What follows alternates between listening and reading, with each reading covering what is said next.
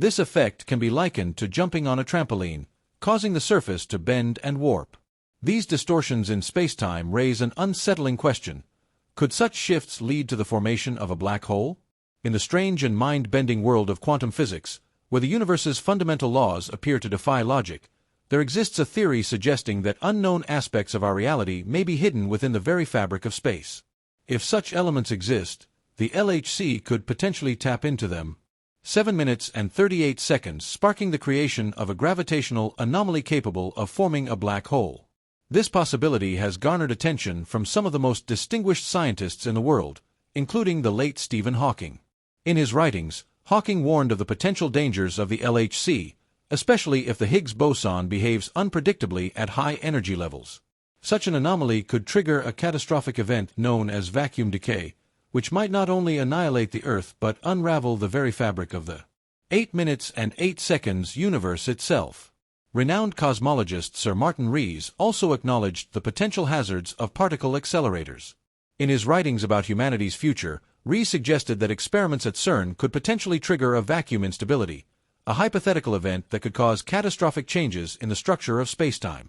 While the likelihood of such an event remains low, the consequences would be unimaginable if it were to occur. Scientists are fully aware of these risks and have implemented 8 minutes and 38 seconds extensive safety protocols to minimize any potential dangers. However, the nature of scientific exploration means that some degree of uncertainty is inevitable, particularly when venturing into uncharted realms. The pursuit of knowledge has always carried an element of risk. But it is this very willingness to push boundaries that has driven human progress.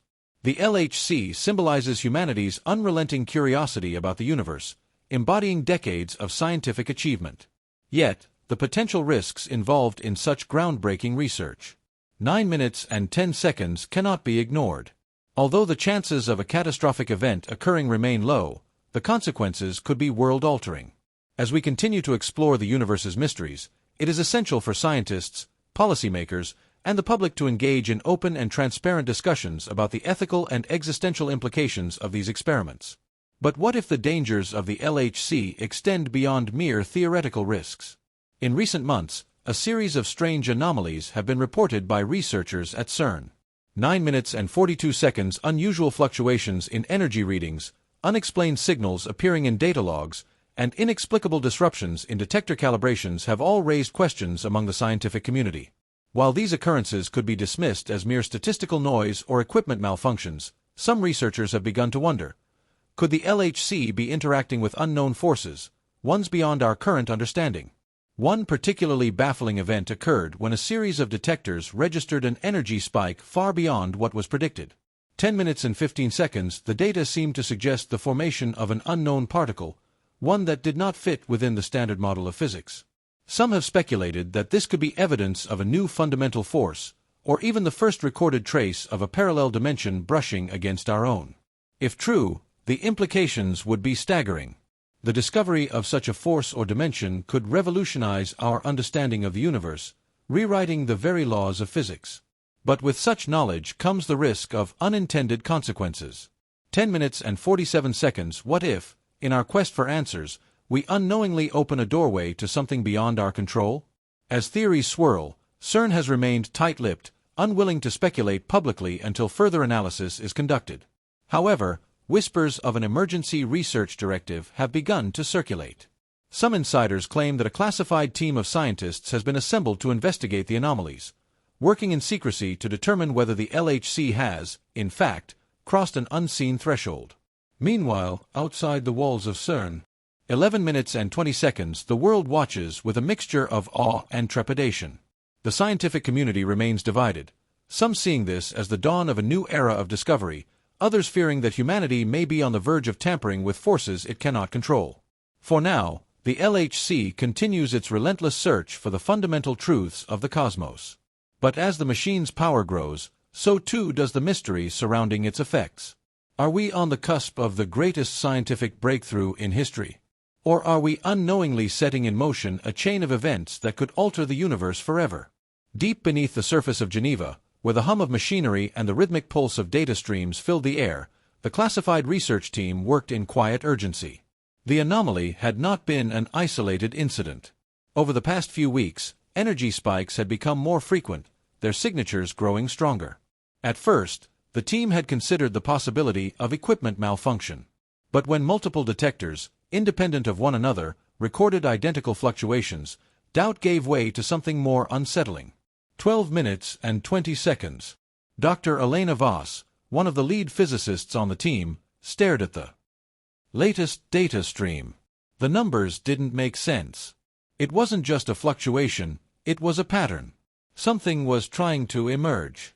"We need to recalibrate the sensors," Dr. Amir Patel muttered, rubbing his temples. "Or cross-check with external observatories. If this is a cosmic event interfering with our experiments, we need confirmation from outside sources." Dr. Voss hesitated before speaking. "I already did." The room fell silent. "I reached out to an independent research station in Antarctica and a satellite observatory in Chile. Both registered energy anomalies at the exact same moment we did." Dr. Patel's expression darkened. "That's impossible. That would mean—" "It's not just happening inside the LHC," Voss finished. "Something is responding to us." 12 minutes and 54 seconds. The implications were staggering. If the anomaly were confined to the LHC, they could attribute it to an internal effect, perhaps an unintended byproduct of high-energy collisions. But if the disturbances were manifesting beyond CERN, that suggested a larger, more terrifying possibility. They had triggered an external reaction. From where? And from what? 13 minutes and 26 seconds.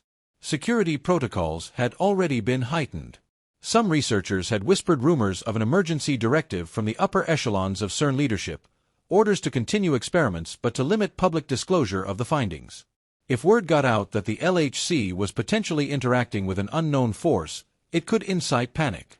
But secrecy came with its own dangers. Dr. Voss reached into her desk, pulling out a classified report she had been compiling. It contained the raw data, logs of past anomalies, and a troubling hypothesis that she hadn't yet dared to speak aloud. The pattern in the fluctuations, it wasn't random. It was structured. "Amir," she said cautiously, "what if these aren't just energy spikes? What if they're signals?" 13 minutes and 56 seconds. Dr. Patel blinked. "You're suggesting something, or someone, is trying to communicate with us?" "I don't know," Voss admitted. "But we've been transmitting high-energy signatures into the void for years. What if something out there finally noticed?" Patel exhaled sharply, pushing away from the console. "We need to take this to Director Henshaw." The two scientists hurried out of the control room, unaware that deep within the LHC's underground chambers, where the proton beams raced at near-light speeds, the next experiment had already begun.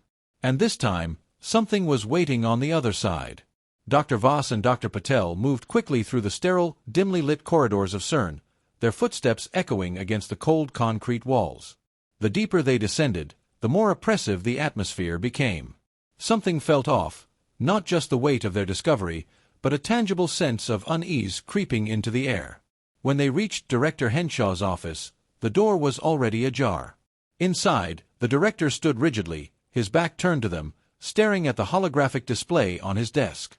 The faint glow of data streams reflected in his glasses. "Sir, we have a problem," Patel started, but Henshaw raised a hand to silence him. "I know," the director said, his voice tight.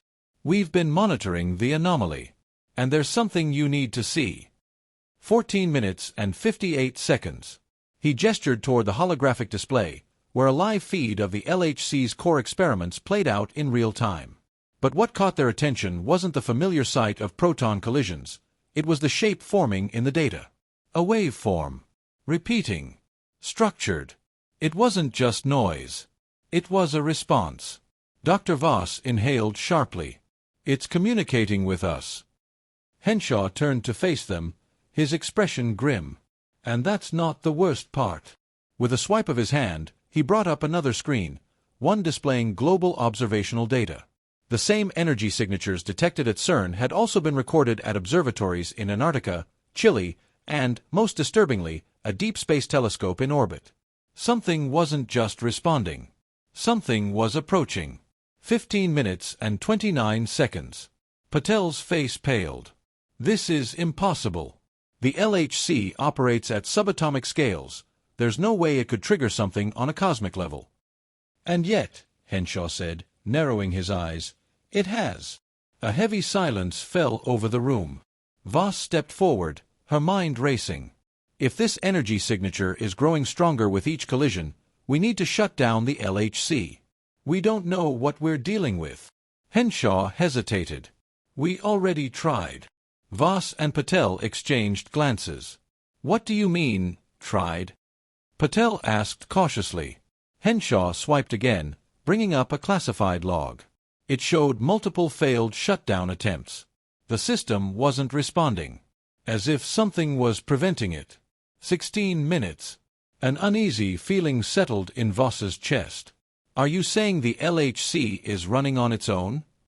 Henshaw met her gaze. Not exactly. Someone, or something, has overridden our controls. Patel exhaled, barely keeping his panic in check. Then we need to cut the power manually. Henshaw shook his head. The fail-safe systems aren't working. And if you think this is bad, you haven't seen what's happening underground. He tapped another control. A live camera feed from the tunnels beneath CERN flickered onto the screen. The underground corridors were empty, the usual hum of machinery undisturbed. But then, the lights flickered. A shadow moved across the frame. Not a person. Not a malfunction. Something else. 16 minutes and 33 seconds. The three scientists stared in stunned silence as the shadow shifted. It wasn't a trick of the light. It moved with intention, distorting the space around it.